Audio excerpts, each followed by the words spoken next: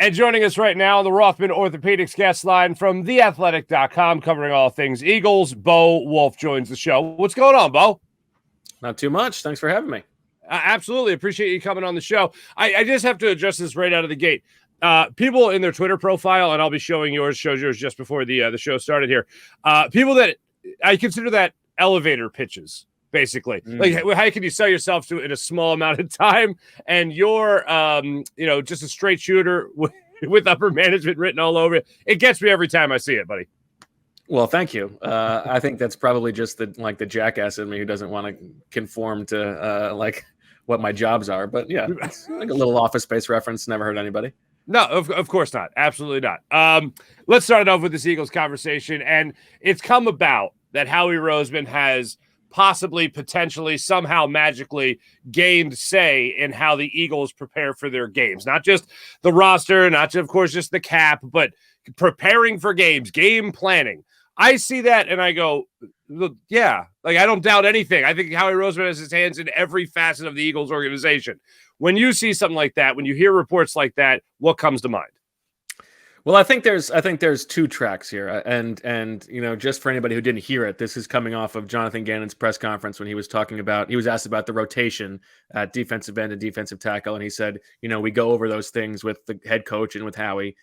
My understanding of that is that he's talking about like they go through the game plans, and of course Howie Roseman is sitting in on those meetings for two reasons. One is he's in charge of who's going to be active and who's going to be inactive. He's in charge of the game day roster. So he needs to be privy to those conversations to make those decisions. Like, for instance, Teron Jackson was inactive in week one. If Jonathan Gannon was saying, I might need an extra edge rusher this week, Howie would need to know that so that he could put somebody else down.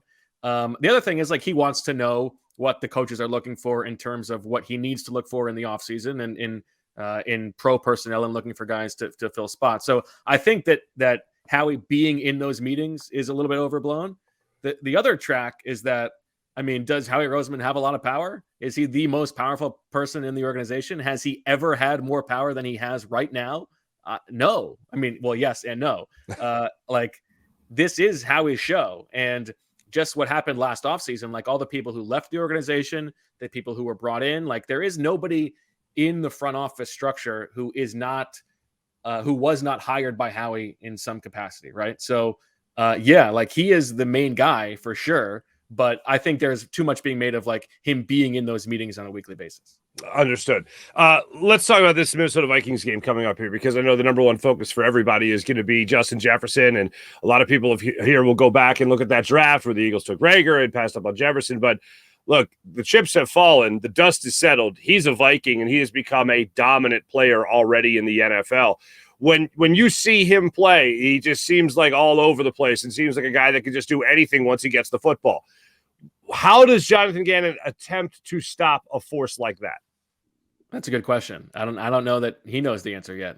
He's putting in the game plan, so he has some idea, but I don't know. And Kevin O'Connell, the new head coach for the Vikings, did such a good job moving Justin Jefferson around last week, getting him lined up in advantageous matchups. He didn't go up against Jair Alexander that much against that Packers secondary. So I'm sure they're going to move him around and try to get him on guys like, Marcus Epps or Chauncey Gardner-Johnson or somebody else like that.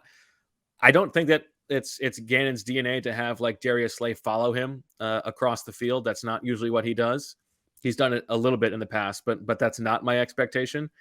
I don't know what they're going to do. And it's a tough problem to solve because no one in the league has really solved it consistently. He's just that good. You could do the old game plan of let Justin Jefferson get his and try to make sure that nobody else goes off. I don't know if that's what they want in front of the Philadelphia crowd, but it's going to be interesting. I don't know that Jonathan Gannon has an answer, and I certainly don't have an answer. If I did, I would probably have a different job. I'm looking forward to Jalen Hurts in this particular matchup, because I know the one with the Lions wasn't, I don't think, his best game. He got to show how agile is, how mobile he is. But one of the things I didn't get to see enough of was how much he's improved his accuracy and being able to go through his progressions, diagnosing what's in front of him. I thought he played a great game and all that. But in terms of just seeing the improvement from last year to this year, I didn't think it was a good enough sample size of seeing him in the pocket. Do you think this will be a game where we get to see a little bit more of that from Jalen Hurts? What type of things he improved upon in the offseason? Yeah, I don't know if I fully agree. I think he did show some improvement in some areas in that game, and some of this stuff is like it's just a reaction of having AJ Brown here, like just what AJ Brown brings to the offense. But last year Jalen Hurts did not throw the ball over the middle of the field very well. He did it very well against the Lions. There was the first touchdown drive. He completes 4 passes over the middle of the field for like 50 yards. Last year he was towards the bottom of the league in completion percentage on deep throws like 30 yards down the field or longer. He only threw one, but it was a perfect throw to AJ Brown in that game. I think I would like to see him throw the ball deeper a little bit more. He had, I think, the second lowest or the lowest average depth of target in the league last week. So we'll see if that changes this week. I expect that it will. And there were other plays where I thought that he did move to his second and third targets. There was a play where he's rolling to his right and he finds AJ Brown coming across the middle. Again, this is like, maybe it's just AJ Brown being in the offense, but I thought that Jalen Hurts was pretty good. And when he scrambled, it did not seem to me like there were times when he should have thrown the ball instead of running. Like he was either avoiding a free rusher or he was taking what the defense was giving him against a defense that blitzed at a high rate and was playing man coverage at a high rate, which is inviting scrambling basically. So we'll see what the Vikings do. Their pass rush was pretty good against the Packers in week 1. Zadarius Smith is a guy who, when healthy, it can be pretty dominant. He had a sack. Daniil Hunter had a sack in that game. They had 4 sacks total. So against the Eagles' offensive line, I would expect that they won't be quite so successful. But I'm not so sure that we'll see entirely a different situation for Jalen Hurts in this game. Understood. I definitely agree that you got to see some of the improvement, and the point about throwing over the middle is a great point.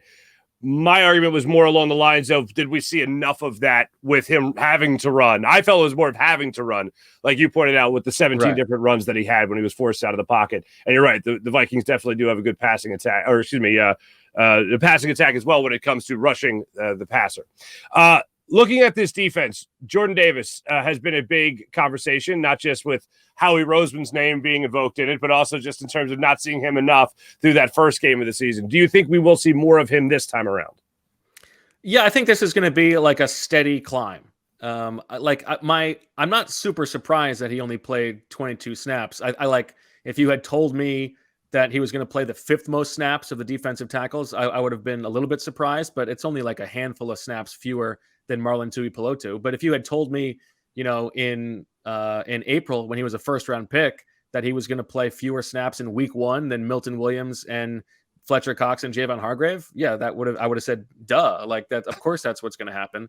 And you also have to remember that he's a guy who there were questions about his fitness coming out of college, whether he can improve as a pass rusher. I think those are things that they are addressing, but those are slow things that are not going to just flip a switch and change right away. I think they want him to be more involved. I think he will be more involved. It's not like he played 10 snaps. He played 22 snaps.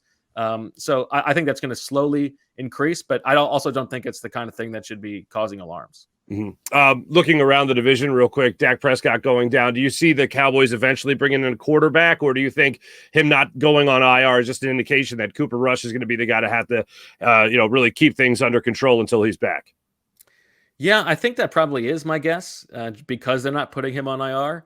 But the Cooper Rush thing is weird. I mean, like they released him at the cutdowns just to open up a roster spot and re-sign him, which, like, if you have a good enough relationship with the guy, you can do that. But also, if you really liked him as a player, you wouldn't risk him going somewhere else. So, I'm sure that Jerry Jones would love to make a splash if he could, but the fact that they're not putting him on IR probably tells me that they're not going to, I don't expect them to trade for Jimmy Garoppolo, for instance.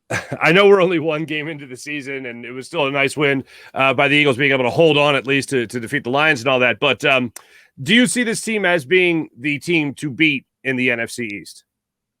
Oh, definitely.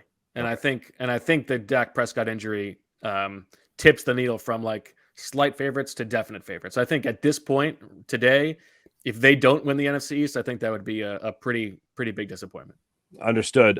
Bo Wulf, The Athletic, covering all things Eagles. Appreciate you coming on the show and talking birds with us. Hey, I don't know if primetime games are more fun for you or not, but if they are, enjoy all things Eagles on Monday night. Later night, but that means I'll try to sleep in a little on Monday. Thanks, Mark. There you go. Bo Wulf joining us on the Rothman Orthopedics guest line.